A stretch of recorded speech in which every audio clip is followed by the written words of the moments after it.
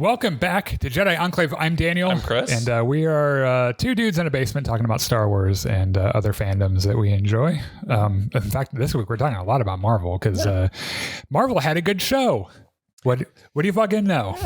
So we're talking about that. But this is our weekly live show.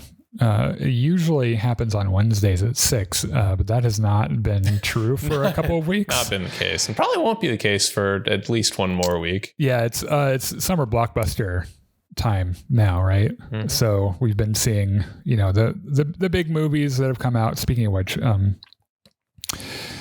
the box office returns from The Flash have been made apparent. It's grim. It's not like, for what it is, it's pretty catastrophic. Yeah. This was supposed to be the big budget blockbuster that brought the DCEU, or whatever they're calling it nowadays, to a graceful conclusion. Yeah. And it kind of sucked. Yeah. It not only sucked, but it also isn't doing that well. As far as which are not always correlated. Sometimes movies that suck do really well, and sometimes movies that do really well are right. There are a couple of things hinged on this. I really think that they thought that they were going to do better than they ended up doing. Yeah. And so it's now been made apparent that they were going to do a Batman. What is the one with the Batman in the future?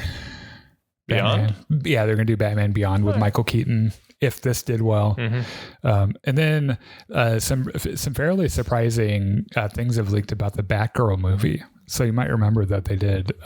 They had one. It was almost complete, and then Discovery, I think, bought DC, Warner Brothers, something like which owns. That's right. Yeah. There was a new CEO who came in and canceled a bunch of shit. Right, and it was for insurance reasons. Like they had the whole movie, and they were like, "Oh, it's unwatchable," and everyone who worked on it was like, "No, it was actually really good." Yeah, and we figured out why they were saying it was really good because there have been some production stills that have leaked from the movie, and the movie heavily featured Michael Keaton's Batman.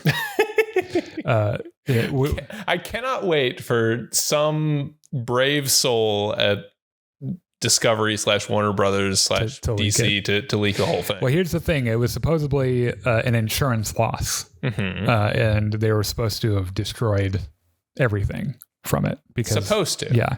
But there are images you can go out and see him. Michael Keaton was in it a lot as Batman, fucking Batmobile. Mm-hmm. The one thing that really got me was that there was a shot of him in the clock tower from the 89 Batman. Oh. With some blue screen on it. Yeah. And I was like, God damn it. I want to know what this is. Yeah. I want to know why this scene from Batman 89 is in the Batgirl. That would be fucking cool. Mm-hmm. So I don't know. Maybe I know the guys we play Battlefront with, or one of the guys maybe it'll leak and that'd be nice. I don't think it's going to happen. Today on our show, we've got some new Jedi Order rumors to debunk. We have our Mike Zeroh Lie of the Week segment, which we don't do every week, but this week we are doing it. There's a really good one out there. Yeah. And then Marvel Secret Invasions premiered Wednesday. Yeah. And was pretty good. It was pretty all right. Thank God for Sam Jackson. While we're here, I want to say a huge thank you to Connor at the Star Wars Hub and Star Wars Veritas. Go check that stuff out on Facebook. He's great. We are also on Facebook, YouTube, and Twitch.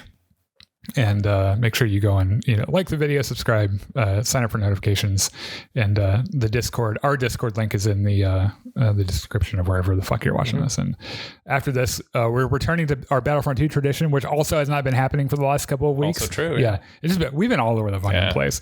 That's why I love summer so much. Everything is just so chaotic and everything. So I think that's everything. What's first? All right, so let's talk about the Acolyte. So the show that I think everyone is excited about. Yeah. Because, it talks about the dark side and we haven't seen very much of that. Right.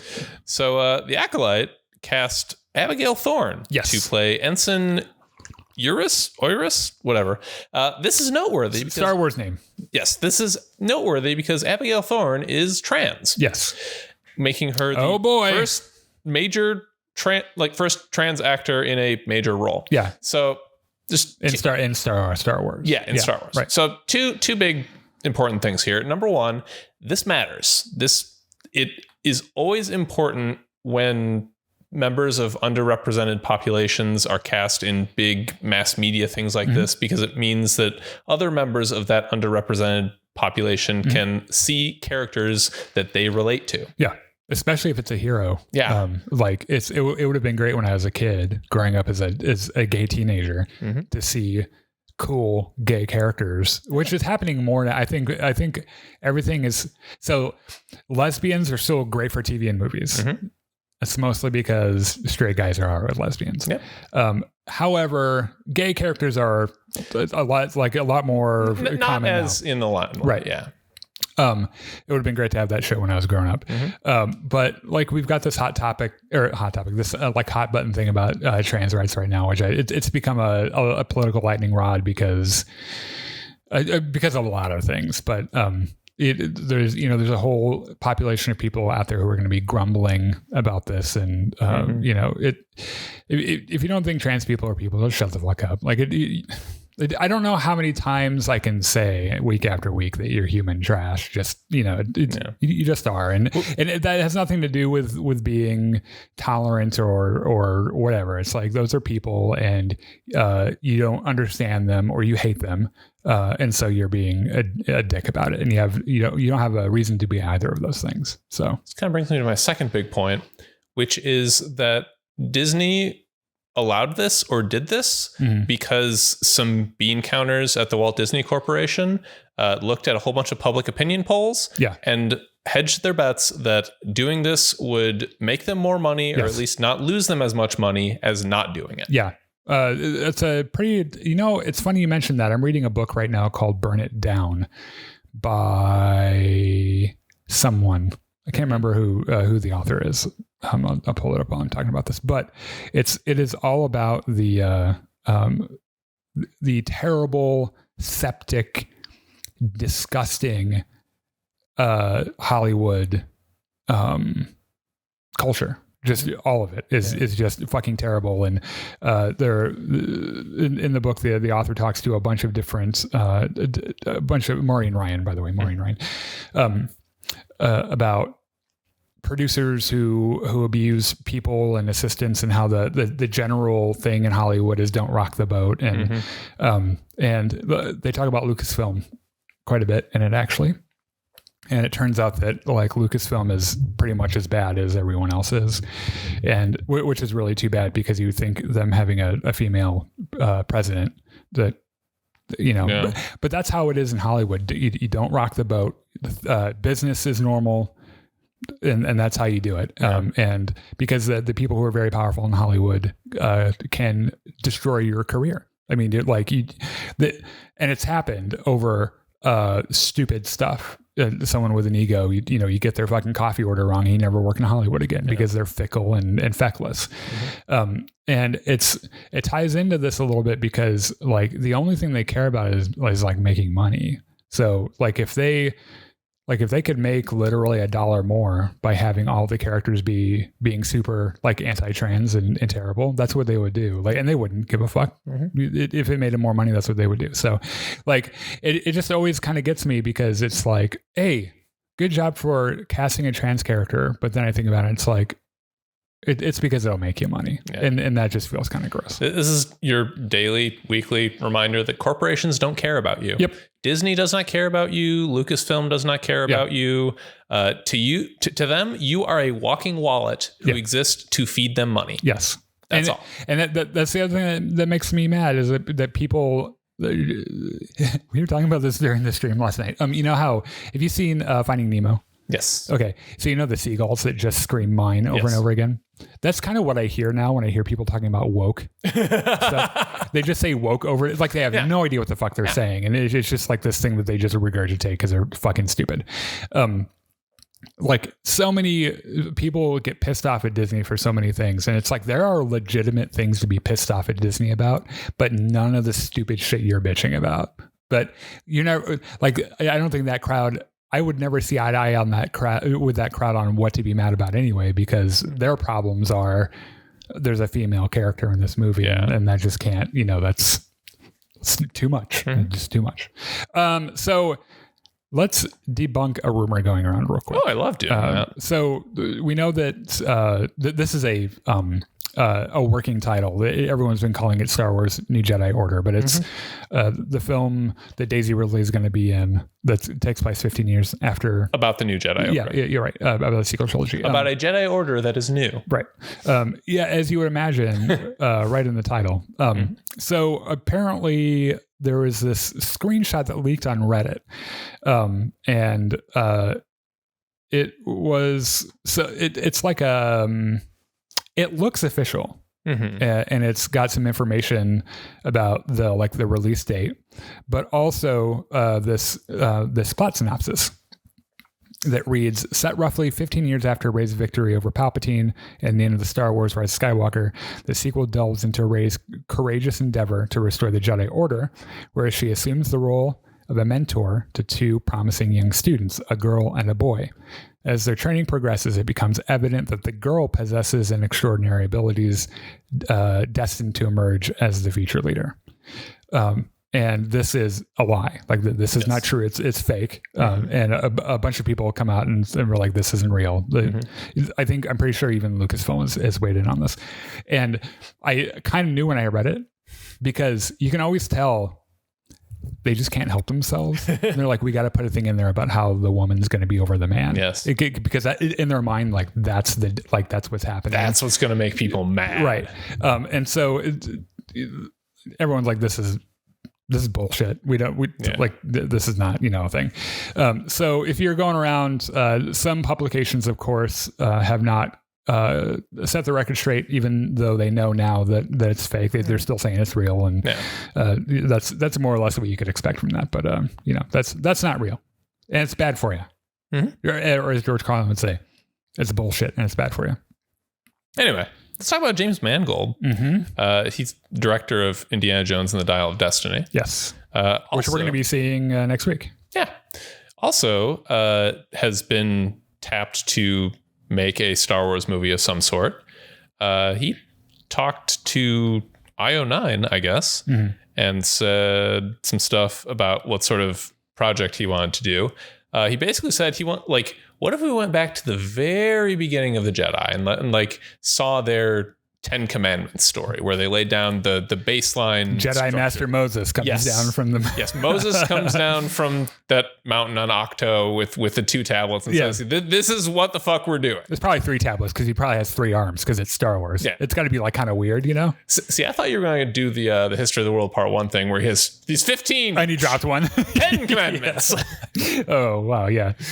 But yeah, that's the basic idea of what he wants to do. Doesn't want to be bound down too much by established canon. Instead saying, why don't we establish canon? Yeah. And this not being restrained by canon is entirely doable for this because of how much earlier in the timeline it happens. So it really could be, it's one of the reasons I'm looking forward to this, because as long as it actually happens. Yeah. This is also a sentiment that Taika Waititi has said a couple times about his project, if that ever happens. Well, he said it's still happening. Yeah. Because I think either it's still happening or just fucking with everyone. Both of them are equally likely. Entirely in keeping with his character. Right? I'm pretty sure I read something about him being like, oh yeah, I'm almost done with it. And I could see him being like, I'm almost done with it until they announce it. He's written happening. 2 pages. I'm almost done with it. Yeah. So yeah, who knows? Yeah. So wow, this is kind of a political show this week. I didn't mean for it to be, but it's just kind of what's happening this week. Pedro Pascal did an interview with Variety. Okay. And it's about his career and how fucking great he is. Honestly, he's a national treasure. And the interviewer asks, do you feel that wave coming that you can just be Pedro Pascal, an actor, versus Pedro Pascal, the Latino guy that we have for Latino roles? And he kind of went on this thing about diversity casting in Hollywood. And it was really refreshing, actually, to hear what he had to say about it, because, and I'm sure that he's going to get thrown under the bus by Doomcock and Mike Zeroh and all these other dumbasses who I believe he used the word butthurt at least once. Right. And these guys, the second it's like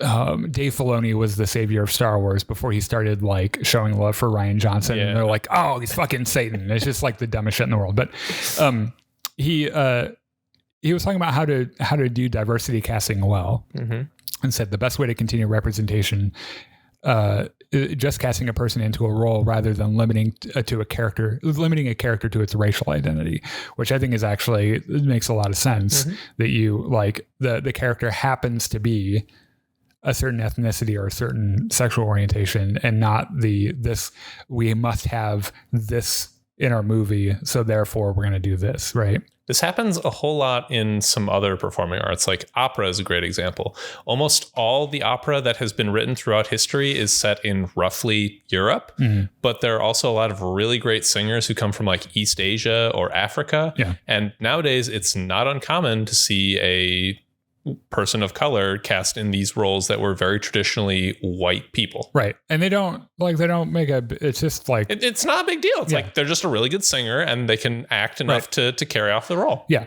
It's also kind of, the actor that played Okoye is in a Shakespeare play, and isn't playing, I don't think, a person of color. Like the character wasn't traditionally a person of color, but she's playing it and she's fucking great. She's a really good actor, I believe. He added also, especially if it's an IP that we're familiar with or a book, and people get so butthurt about this kind of stuff, but who cares? Because that is the coolest way of moving the needle, is being open about casting in every way. And I appreciate that he put like a proviso on this as well, because like he's not saying, like, you know, we have to have like a certain quota of different races or ethnicities or whatever. And he said, you warned, instead of being like, these are the instructions, this is how we need to follow it. Let's label what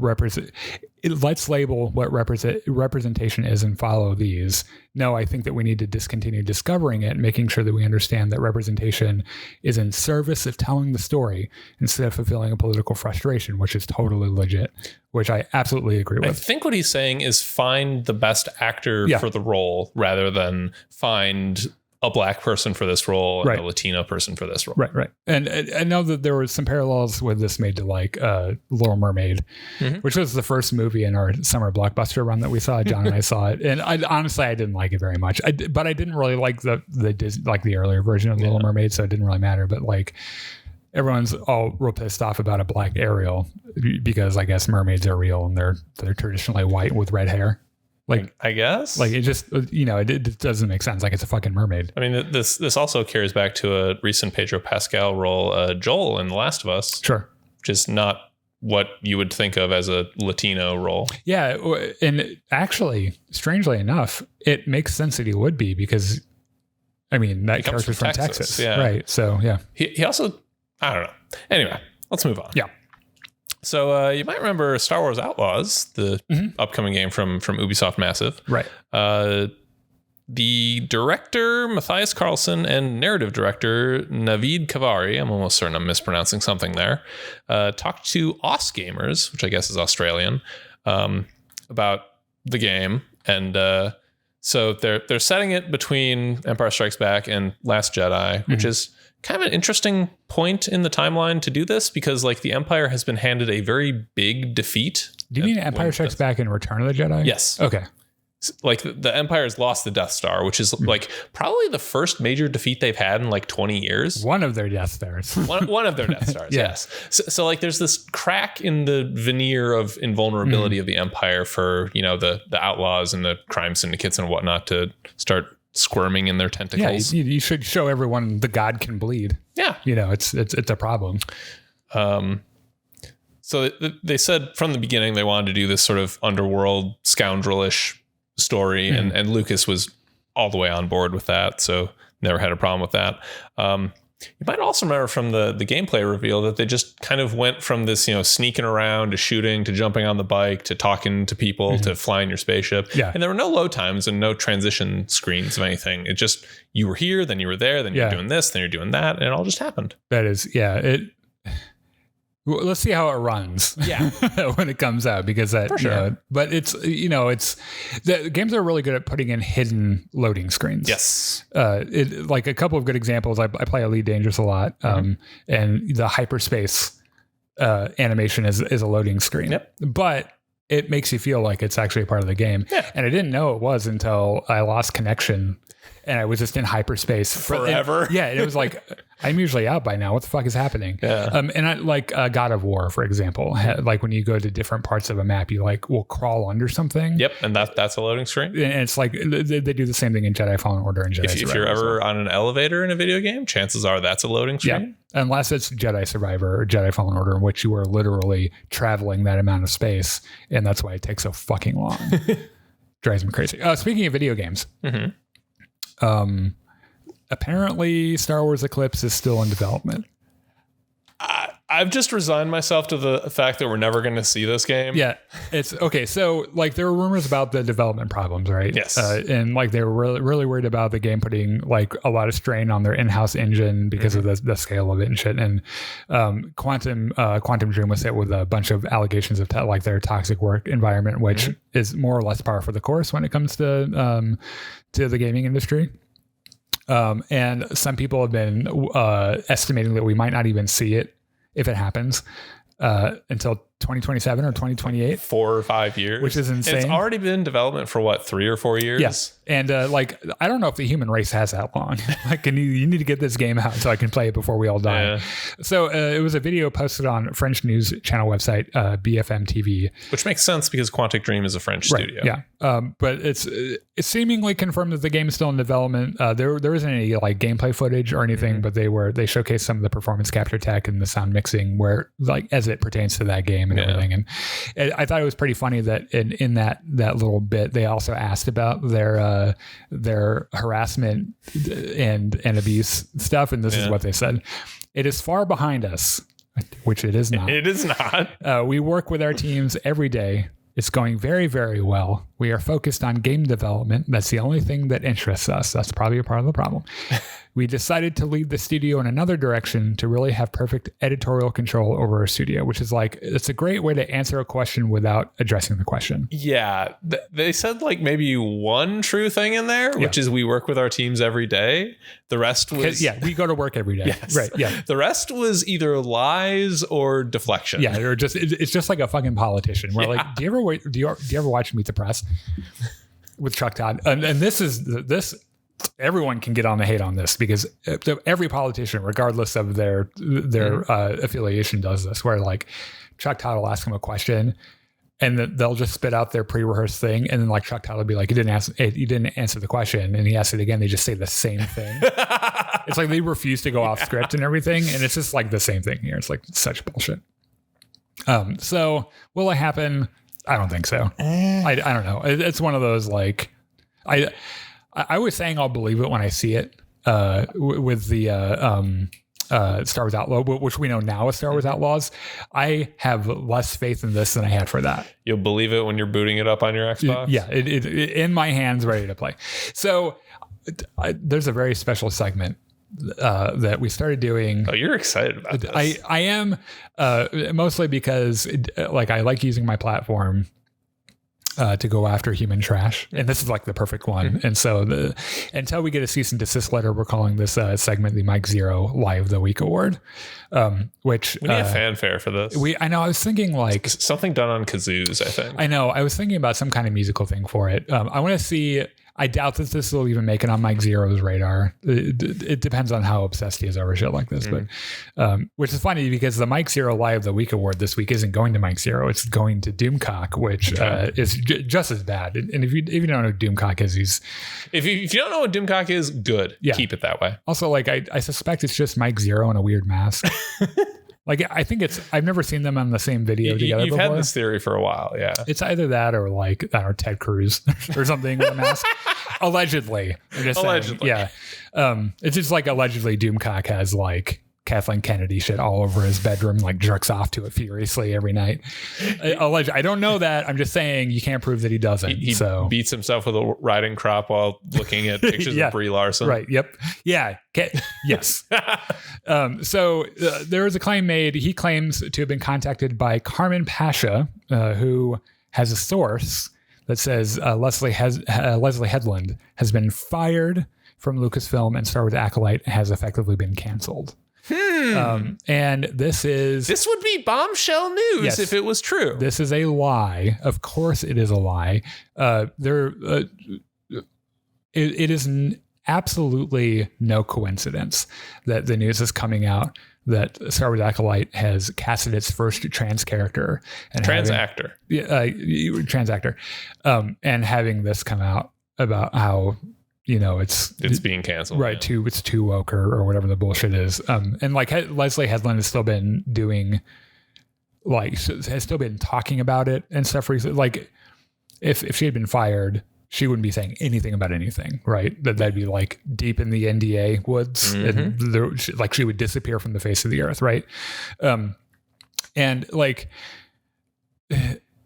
this is a great time to kind of like hone our epistemology skills, which is what are your tools for determining if something is true or not true? Okay, because my big philosophy in life is I want to believe as many true things as possible and not believe as many false things as possible. That's why I'm an atheist. Okay, sure. Right.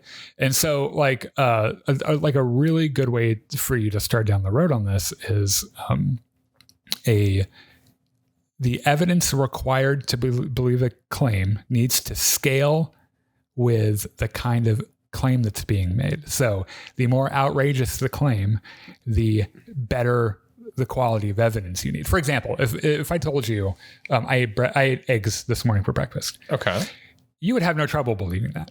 Yeah, right. You wouldn't be like, I need a stool sample. I need to examine the contents of your stomach. I need video evidence of you cooking the eggs. Right. Because people commonly eat eggs for breakfast. And so I could be lying. Like I totally could be lying, but it's kind of like, who the fuck cares? Right. It's utterly inconsequential. Right. But as this is a fucking this is a big claim.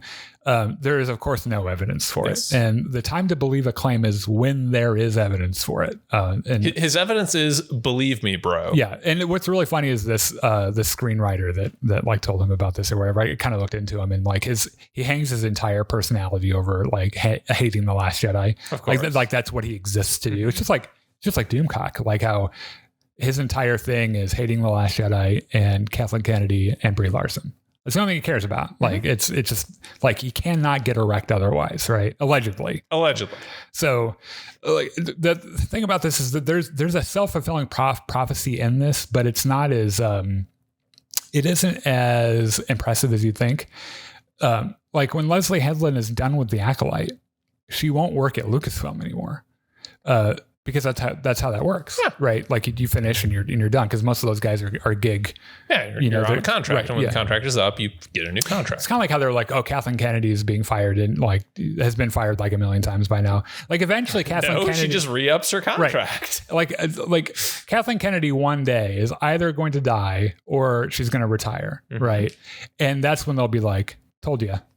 She's fired. Yeah, she's out. Right, and he'll do the same thing. Like they'll have like 4 seasons of this fucking show, and she'll be like, okay, I'm gonna go and do other stuff, and they're gonna be like, told you. We've reached the end of the story. This is the end of the story. We had no more scripts planned. Yeah. I'm done. Goodbye. You're fired. Yeah. So congratulations, Doomcock, on your Mike Zeroh Lie of the Week award. You are human trash, allegedly, though I strongly suspect it is true. I should make up a little graphic of like a little award too, with a little like a little like gleaming light on it, like ching, like a shitty tinfoil thing shaped into a trophy. It's a better idea. I don't know. We'll workshop this later. Join us for our Battlefront 2 stream. Maybe we'll workshop it on the Battlefront 2 stream. Okay, so this snuck up on me. I did not realize that there was an MCU show coming out. Well, actually, hold on a second. Before we get into this, I want to make sure I read the comments from our adoring fans. Excuse me while I sit and try to read this. Thank you, Jedi Enclave, for your awesome Star Wars content. You're welcome. May the Force be with you, Daniel and Chris. Do you think with you? Do you think Rey could face Darth Malgus? Because in the books, he was imprisoned and left in stasis. I think it's extraordinarily unlikely.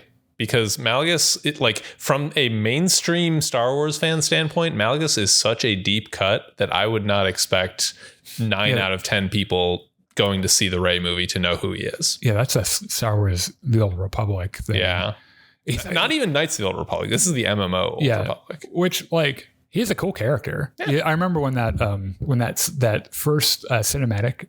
Did you see that when it came out? Not when it came out, but we were in school, but I was in the town where our school is over the summer doing work. Mm-hmm. And I remember seeing that first Star Wars The Old Republic cinematic, the cinematic trailer. Where the Sith like crash their shuttles into the Jedi Temple and start killing everyone. And like, I just like orgasm over and over and over when I see it. And it like heavily features Darth Malgus with his fucking just face, fucking Darth Vader ass, right? Everything, and like the lightsaber duel is like, oh, it's so good. So he would make an interesting character, but let's make a new character. Yeah, just make a new character. Yeah, it's fine. I think it'd be more interesting. Tyrone says, "Hey there, you sexy man." Oh, hey there. That was my really awkward wink. I don't know how I'm not single, by the way. So this one snuck up on me a little bit. Me too. Because I did not realize there was an MCU show coming out this week. I don't know why I thought like the next big thing was Ahsoka. Yeah. But here comes Marvel's Secret Invasion. And I'll be damned. Just first impressions before we get into spoilers.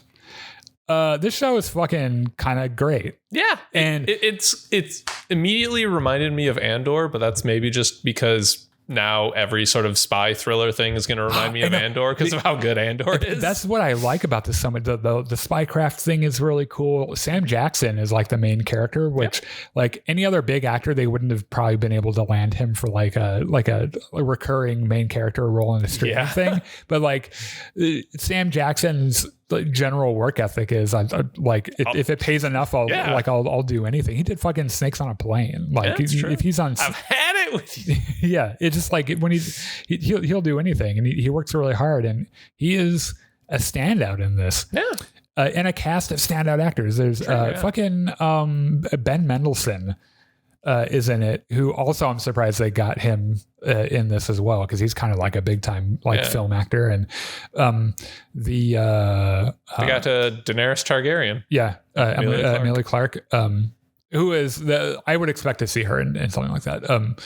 And the woman that plays Queen Elizabeth in The Crown is in it, and she is fantastic. And Don Cheadle makes an appearance, and who we're going to get into spoilers, but the premise about this show is who is a Skrull and who isn't a Skrull, and so like everyone's got ideas on who is a Skrull and who's not a Skrull. So like so far, what was the last MCU show that came out? It wasn't Miss Marvel, was it? No, it might have been. I think actually Miss Marvel, which is a bad example because I actually liked Miss Marvel quite a bit. But I liked Hawkeye good enough, and I liked Winter Soldier.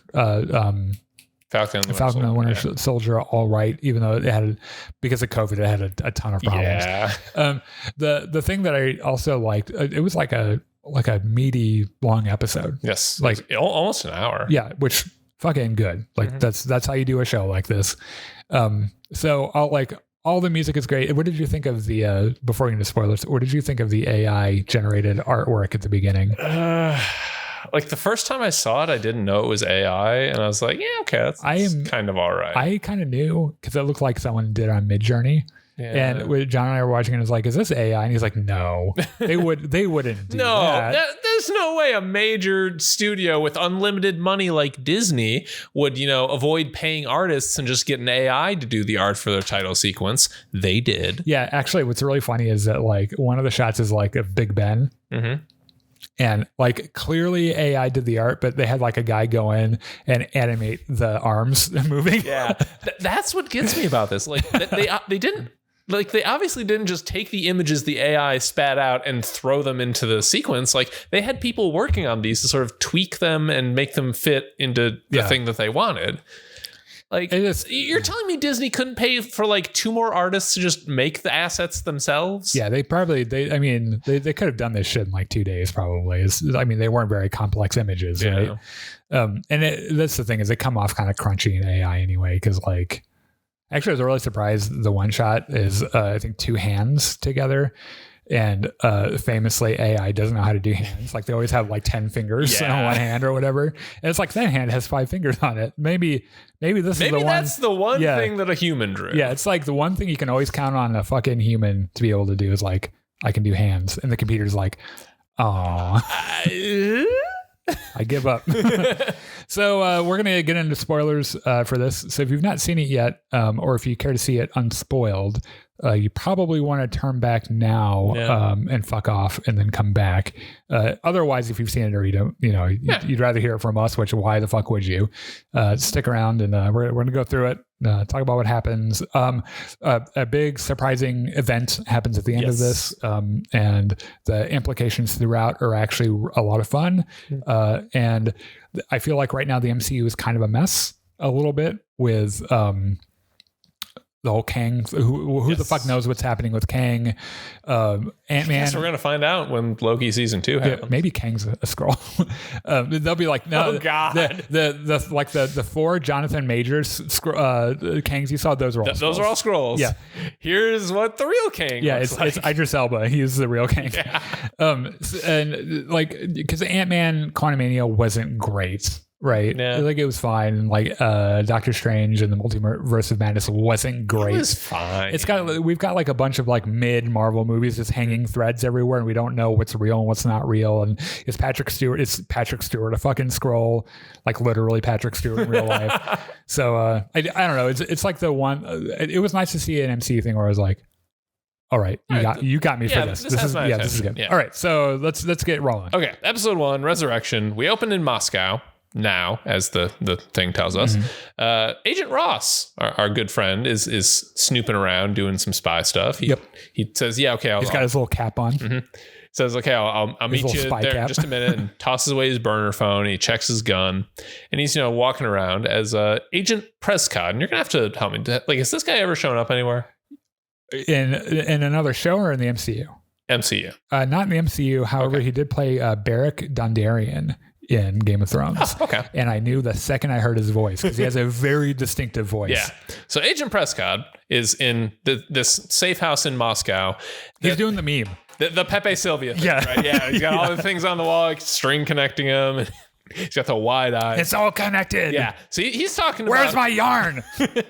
So he's talking about how like information can't be trusted nowadays and truth is relative. Which, by the way, everyone in 2023 is like, no shit. Yeah. No like we get it. We know. So he's like, there's this international terrorism conspiracy, like these 5 big events. And Ross is like, yeah, terrorism happens every day. What the fuck do you want me to do? It's 2023. Well, actually, I think this is 2025. Maybe. Because it's like... MCU ends up being like a couple years ahead of what like our present day. Yeah. So Prescott was like, look, what if I told you it was Skrulls? It was all Skrulls. Everything was Skrulls. It's that History Channel meme with the guy aliens. Instead of aliens, Skrulls. Yeah. Ross is like, dude, what the fuck is up with you? Like the Skrulls are our allies. Like Nick Fury is best friends with them. Like the Skrulls love us. Prescott is like, no, look, I got proof. He pulls out this like hidden... reaches behind his bedstand, pulls out this like tablet that has this hologram projector. He's like, look at this. And Ross looks at it for something. He's like, yes, you make a very convincing argument. I thought it was really interesting. Actually, he didn't look at it. Oh, no? It turned on and he just looked forward. Like he didn't even look down at it. Was that an editing mistake? No, I think it was a character thing. We'll talk about it here in a second. Yeah. So Ross is like, all right, you know what? You've convinced me. I'll let me just borrow this. I'll take it to Nick Fury. We'll get it all sorted out. And Prescott's like, yeah, why don't you do that? Or I could choke you. Yeah. Or I could try to get, which by the way, he's like, where the fuck is Nick Fury? And he's on Ross? Saber. Yeah. On Saber. Right. The big space station. Which we already knew, like in one of the post-credit scenes for... It was one of the older movies. Was it? No, I don't think it was. This was a while back. It wasn't one of the older ones. I think it might have been. It was after Endgame, but maybe Spider-Man. Yeah, it was Spider-Man. Jake Gyllenhaal destroys London. Oh yeah, yeah. The post credit scene, he's on a beach, and then he's not actually. He's on a space station. Yeah. Which also, we know that he's up there too in the trailer for the Marvels. He's up there with Maria Rambeau and shit. So and then Miss Marvel fucking fangirls out over him. Right. Anyway, so Prescott is like trying to choke out Ross with this cable, and Ross just fucking shoots him. So, wait, did we mean sword or saber? Saber. Sword is the organization. Saber is the name of the organization. Rakesh, get your fucking facts straight. Anyway. Also, I don't know if that's true. Someone fact checks that. So Ross leaves the safe house and he's like, look, I need a fucking extract. And Maria Hill's on the phone. She's like, an extract? Yeah. A vanilla extract? Yes, exactly. She's like, there's fucking grocery store at this subway station 6 blocks away. You can pick it up on your way. Just fucking get over there. I like how when he calls her, she has a little thing on her rearview mirror. It's like Agent Ross. Yeah. So Ross is like walking through the streets and there's some guy like pretty obviously following him. And eventually Ross is like, I better start running now. So he fucking takes off running, like stumbles down some stairs and like runs into a building and runs up to the roof. And this other guy's still chasing him. He like tries to jump across the street to the next building over, except he like misses the ledge and like falls down and like hits his face on the and then just falls down. Breaks into the street. His back and is like, trying to crawl towards Maria Hill's breaks his car. Everything. Yeah. So the other guy comes out of the building, like Maria Hill, like fucking pulls out her guns, like fucking stop, put your hands up. Why are there people falling from the sky? Stop in Russian. Yeah. And the dude, which I think is just, it's probably something very aggressive sounding. You keep going. I'm going to figure this out because now I really want to know. So the dude puts his hands up and he shapeshifts, which, is something that Skrulls do. And it looks an awful lot like Ben Mendelsohn. And Maria Hill's like, Talos, what the fuck? Oh my God, this is the Russian word for stop? Yeah. Cyrillic's a hell of a language. That has 5 syllables in it. It's a 1-syllable word. I wonder if halt is different. Oh boy. The things that will be in the oh, by the way, there's a podcast that goes up on YouTube. I have named it the Jedi Enclave. Now this is podcasting podcast. Okay. So you can go check it out. It's our full unedited show. This probably won't make it into our for good reason. Yeah. Oh, that's anyway. It's the same word, like 6 syllables. Yeah. Okay. Anyway, can I keep going? Yeah, sorry. Okay. So she's like, wait a minute. That guy was one of yours? And Talos is like, nah, he's one of them. And the Ross that's lying dead on the street just kind of shapeshifts back to a Skrull because that's what they do when they die. Yeah. Then cue the unfortunately AI produced credit sequence. Was the music good? I don't remember it. I kind of liked it. I'll have to go back and listen. I mean, I like the music in general. Yeah. But so anyway, there's this like empty clearing in the woods. And there's this giant bright light from the sky that comes down, and there's this ship that's just like emitting so much light because they didn't want to spend the special effects budget on it. And then like the doors open, and this weird like alien figure comes out, and then the camera focuses, and we see it's Nick Fury. Yeah, he steps out, and then you see from his back as the ship like lifts off behind him, and he just kind of looks over his shoulder. Like you never see the ship lifting off because again, limited special effects budget. Well, a good way to shoot it though, like Like it gets the point across. Yeah. So Nick Fury is not moving too well. He's I know he stepped off the ship and he's like, oh fuck. Well, it's like me when I get out of bed in the morning. Like, okay, so like I'm mid-30s now, and I always thought that people were just kind of like old people. I mean, like people in their 40s were always just like, oh, I'm achy and blah blah blah. I'm just like, stop bitching about that. And then like mid-30s, I get out of bed, my knee hurts. I'm like, oh, I get it now.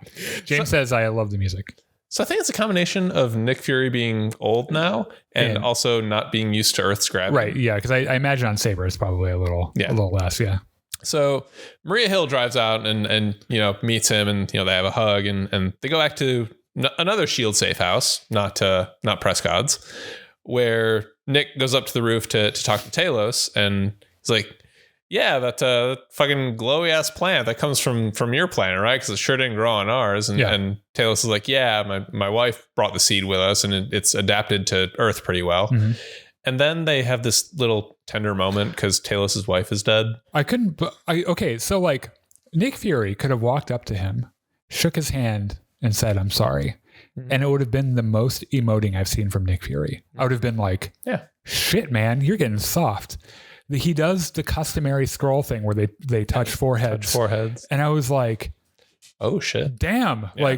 like Nick Fury can actually show affection to people he cares about. Cause I mean, what do we know about Nick Fury other than he's wisecracking, he kicks ass and likes to, we'll probably kill you if you piss him off. Like it was really nice to see this moment where it was like, oh, they're like dude bros. Yeah, I mean, they've been friends for like 30 years. Yeah, it was nice. It was nice to see some emoting from that character. So Nick is like, yeah, I'm really sorry about your wife. Let's talk about Gravik. Talos is like, actually, let's talk about you for a second. Yeah. Because we had a deal, like the Skrulls would help you do your shit and you would help us find a new planet with Carol Danvers. And, that's been a whole thing. But after the blip, you and Carol kind of disappeared. Yeah. And also my daughter Guy is gone. Yeah. Like we don't know where the fuck she is. Also, I was kind of kicked off our leadership council. So Skrull politics has changed a lot since the last time we spoke. Yeah, I thought it was, I totally get a thing that kind of pops up throughout is how Nick Fury, after the blip, kind of has an existential crisis. Mm-hmm. I'm curious to know if Carol Danvers' reason is just that she's too busy. I think that's closer. Because like Nick Fury's thing, I could absolutely believe he's the type of person who just kind of wins at everything. Mm-hmm. Like every time we see him prior to Infinity War, he's always stopping it right at the last minute. He stops the bad guy. He wins every single time. Yeah. And then Infinity War happens and he crumbles to dust. Not only did he not stop them, he was one of the victims. He is there to realize just in time, oh shit, we failed. Yeah. And then he comes back and he just has that enduring memory of having failed. And then I'm here now. Yeah. And getting cut off right before he says the word fuck. Yeah. Like that does things to him, man. Yeah. It would fuck me up too. So they go inside. Maria Hill is talking about how Gravik, the new Skrull who took Talos' seat on the council, is building this sort of resistance/terrorist movement out of the young angry Skrulls who just want a planet. Yes. Gravik is also somewhere in Russia, conveniently. He and his people are hiding out at an old nuclear plant because Skrulls are immune to radiation. Yeah. And there's a bunch of old nuclear plants that aren't on the books anywhere. So like they hang out at Chernobyl. Everything will be fine. Yeah. Yeah. Not Chernobyl though, because everyone knows where Chernobyl in Ukraine. Is. Oh yeah. Anyway. Not Russian yet. Hopefully never. Hopefully never. Yes. So Prescott, before he died, had discovered that the Skrulls were intending to blow up a dirty bomb in Moscow and blame it on this American group, Americans Against Russia. Yeah, that was one of the points that what's his name made at the beginning when he was doing his conspiracy thing, was that you have all these unrelated terrorist organizations that seemed like they were doing random acts of violence, but he put it all together. Mm-hmm. And so that's kind of their tactic, is that they have terrorist fronts, so that you can't really tell where they're coming from. Like one's an American group and one's a Russian group or whatever, or like a. I mean, they're shapeshifters. They can look like anyone, right, and do anything. Yeah. So there's also a couple days ago, the same night Prescott died, some of Gravik's buddies raided a weapons cache in Kazakhstan, and Talos is like, okay, look, if Gravik pulls this off, like, there aren't going to be any humans left. Like, you're just going to blow each other up. The whole planet's going to be gone. Yeah. Nick Fury is like, well, shit, I got to think about this. Let me go take a walk at night as a black man. By himself in Russia. By himself in Moscow. Yeah.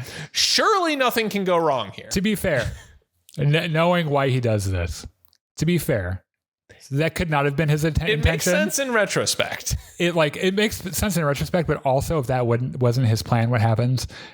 He still probably would have been fine. Yeah, probably. Meanwhile, in Washington, Rhodey is walking through the White House talking to the president. Yep. He's like, yeah, so Nick Fury left Saber and we have no idea where he is. And don't get mad, but we know Maria Hill sent him a message right before he left Saber. And we also don't know where she is. The president is like, fuck, do something about this, please. Yeah. And Rhodey's like, yes, sir. Yeah. Right on it. So different president than, what is that? Iron Man 3, I think, is where we see the president. Maybe. They're a different guy there. So it's kind of a neat thing that throughout, in this scene where they're in the White House, you see a bunch of American presidents in portrait, but like there's a certain point where MCU history diverges. Yeah. So like, I think the last one they show is Reagan. Yeah. So like, thank God, like Trump never happened in the MCU. Yeah. In the comics, Barack Obama did, but he was a Skrull. Which I think is fucking hilarious. I guess in the comics, Obama and McCain were both Skrulls. Oh, that's fun. Which it was like, oh, okay. It's like the Simpsons election parody from back in the day. Yeah. So like now we're on the guy after. It must be like at least 2 terms after Iron Man 3. Okay. I can't remember the guy's name. I have not paid that close attention to the president in the MCU. Is he a Skrull? Maybe. Probably. I don't know. Actually, I think Don Cheadle might be a Skrull. Maybe. Yeah. Anyway, we go back to Moscow. Things are going wrong. Mm-hmm. So Nick Fury is walking around and he notices. This is so weird. There's a bunch of people who are paying a suspicious amount of attention. Yeah, like that one woman's like sticking her tongue in this guy's mouth, but like looking at him in the face, and then he's like, "Oh God!" And then he like walks down the street, and like this rainbow pattern ball goes bouncing. And there's this little girl who runs out to grab it. And then she looks directly at him. It was like the movie It. Yeah. Just out of fucking Pennywise, out of fucking nowhere with a bouncy ball. It's like, what the fuck, man? So he's kind of like watching her go away, and something gets grabbed from behind. A bag gets pulled over his head, and he's hustled thrown in a van. Yeah. The next thing we know, there's a British woman saying, "Well, you know, this is either Nick Fury or it's some other black man who likes to walk around Moscow at night. Yeah. So let's pull the fucking bag off and see. Oh, hey, Nick, how you doing?" Yeah. Nick's like, "Hey, Sonia, how you been? How's things?" And she's like, "Okay, you ruffians can go now. I need to talk to my old friend Nick Fury." They have this funny bit where she like he gives a compliment to her henchman, and she's like, "They did a good job. They're fucking idiots. They're usually mediocre. What do you mean extraordinary?" Yeah, so this is the actor that plays Queen Elizabeth in one of the timelines in The Crown. It was fantastic. A fantastic actor. Yeah, she's delightful. Yeah. So, where are we at? Mike Zeroh and the Phantom Menace are Skrulls. So Sonia's like, the terrorist ones. Hey, Nick, you want a drink? And Nick's like, "I would love a drink, Sonia." So while she's over, messing with the wet bar, drink. Yeah, he like is admiring the clocks that are on her wall, and he like surreptitiously runs his thumb over this owl statue, just doing something. Yeah, it clearly puts a little thing on its eye. I thought it was interesting. She's talking about how they like in the safe house where they are or whatever, that they put up a clock. Whoever is in charge there, I guess, puts up a clock when they leave the circus, she says, which is really funny because MI6, I guess, the headquarters is in a plaza or something called the Circus or something. So like they call MI6 the Circus in England, which I thought was kind of interesting. Yeah. So like room full of fucking clocks. Captain Hook would not like this room. Mm-hmm. A lot of clocks. So anyways, Sonia offers him a drink and Nick's like, "Bitch, I like bourbon." She's like, "Yes, but I'm very mad at you because you still haven't apologized for destroying my flat. Therefore, you get to drink the shit Daniel and Chris drank when they were in college, which is the cheapest shit ever run through a Brita filter. Here, have fun." Which, by the way, I thought it was really funny. She was like, "You destroyed my really expensive flat." And what she meant by that was all of London because of what happens in No Way Home. So she's like, "All right, why the fuck are you here?" Nick's like, "I'm here for the same reason you are. I'm trying to stop the Skrulls from blowing up the world. Do you know anything about this raid in Kazakhstan?" She's like, "No, I don't know anything." He's like, "You're fucking lying to me. Why are you lying to me?" That's bullshit. She's like, "Look, if you were still on top of your game, you would already know what's going on. Yeah. Like the blip just fucking ruined your confidence. I don't even know what you're doing here anymore." Nick is like, "I know the Skrulls better than anyone else. Like we can kind of work each other, like help each other out here." Yeah. And she's like, "I don't know if I want to work with you because you're kind of old and busted right now. Like my fucking mediocre thugs were able to just kidnap you off the street." And he's like, "But I was using them to get to you." Yeah, which was really obvious. Like I think he knew what he was doing. Yeah. Also, they make a point to develop this character. Like she's apparently kind of a war hawk. Like her thing is, we're gonna get there. Okay. We're going to get there. So she's like, "Look, I can't help you. I'll just have my guys drive you home." Nick's like, "No, it's cool. I'll walk. But if you remember anything about Kazakhstan, give me a call." Meanwhile, 300 miles outside of Moscow, kilometers, not miles, sorry. This dude walks up to this like gate that has a couple of like Russian military guards there. And they're like, the fuck you doing here? And he's like, I just want a home in my own skin. And this car drives up, and who should step out but, Daenerys Targaryen. Mm-hmm. And she's like, fucking show me your true form. And he turns into a scroll, and she's like, nice. Come on in. Yeah. So they get in the car. Your face is pretty. You can come in. We might need to hit some of these next points kind of quick. Yeah. Okay. So they get to the scroll base, which is of course an old nuclear plant with like wreckage and shit everywhere. She's like, there's like 500 scrolls here, but only a few of them are warriors, and that we practice staying human so that we can practice blending in, and also to save the special effects budget. Yeah, but and also I guess the longer they stay in their human form, the more connected they are to that person's memories or something. Or something like that. Or no, it's harder for other scrolls to detect them and stuff. Yeah. Okay. So she goes into a locked room. She leaves the other guy behind. There's a bunch of like humans being like chained up and like kept unconscious, and there's this little laser beams, which is from Captain Marvel. They do the same thing to Brie Larson, to Carol Danvers. Sorry, so don't want Mike Zeroh popping at me like Brie Larson. So there's this scroll like giving this loyalty oath, and then they bring up this American terrorist guy, and he like takes his face and then takes his memories, and like they keep him paralyzed in the thing while there's this shadowy figure watching from above. Gravik, you son of a bitch. So back at the safe house, Nick, Maria Hill, and Talos are watching on the hidden camera that he put on the owl statue as Sonya talks to her boss about all the shit that's going on and how Gravik's going to blow up the world. The threat is bombs, which are being put together by Vasily Poprishchin right there in Nothing. Okay. This is a very Russian sounding name. Why do they have so many syllables in all their words? I don't understand. I assume it makes sense in Cyrillic. Yeah. Anyway, Sonya's like her boss says, fucking great. Go fucking, this guy is, go fucking knock over his base and kill everybody. And she's like, I'll do that. But first I'm going to wait for the scrolls to pick their stuff up so that I can follow them back to their base. And Nick is like, all right, so here's what we do. We just go knock over Paprician's place. Maria's like, isn't there gonna be MI6 there? And he's like, yeah, we'll knock them out. We'll kick their ass. Talos is like, you sure you want to take on MI6? And Nick Fury is like, look, Sonya is a little bit of a war hawk, as you said. She's going to destroy everybody who has even heard of a scroll.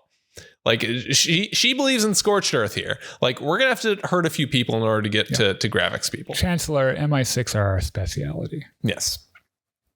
So at the scroll compound, Gravik is having some coffee, and his dude comes in and says, yeah, we're all ready to go. We're all ready to die for the cause and for you, which are the same thing. Gravik's like, bitch, the cause is to give us a home. I don't fucking matter. Yeah.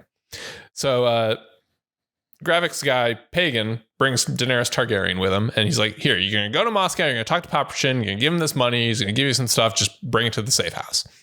Easy. And he like gives her a rather significant look before she leaves. Yeah, she's like driving off. Yeah. So Daenerys goes to Paprician, like gives him the money, gets the stuff, walks out.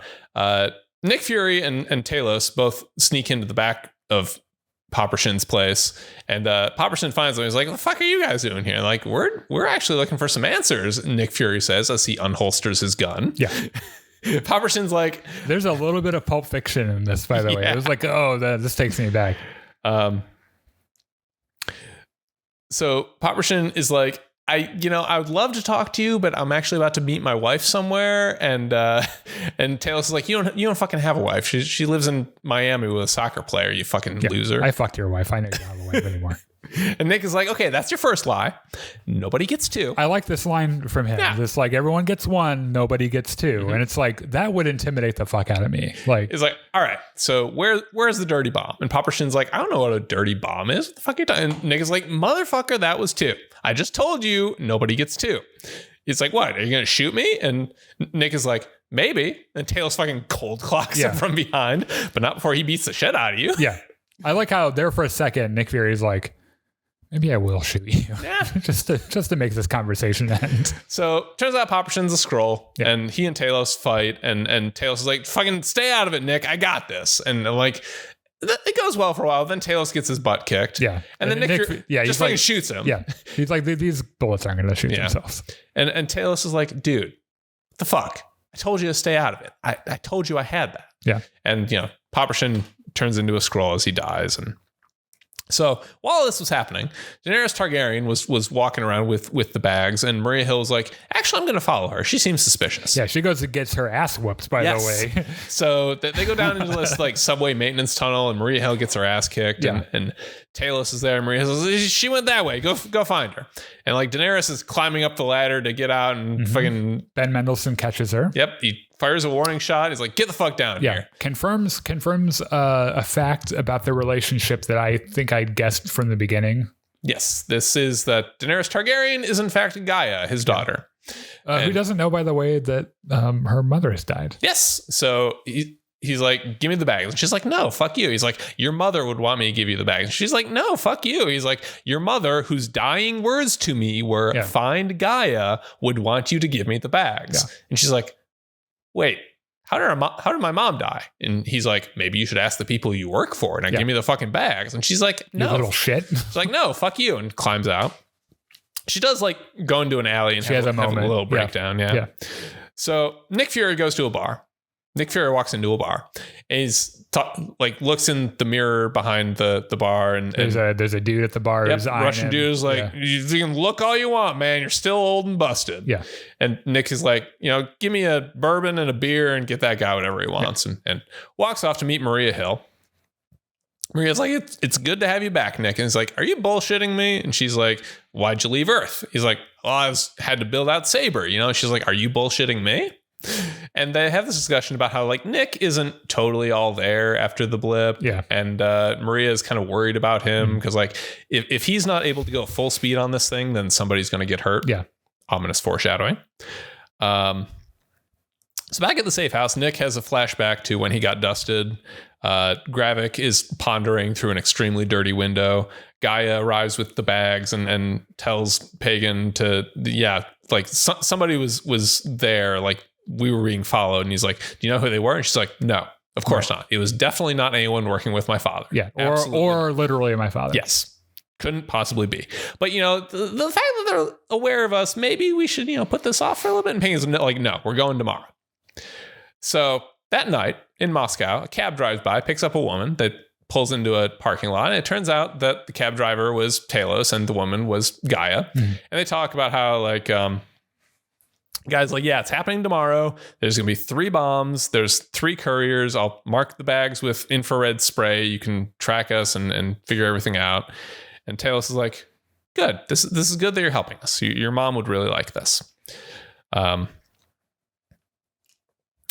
So the next day, Nick, Maria, and Talos are split up around the park looking for all these bags, and they find the 3 people carrying them and track them to this like circus that's happening in this city square.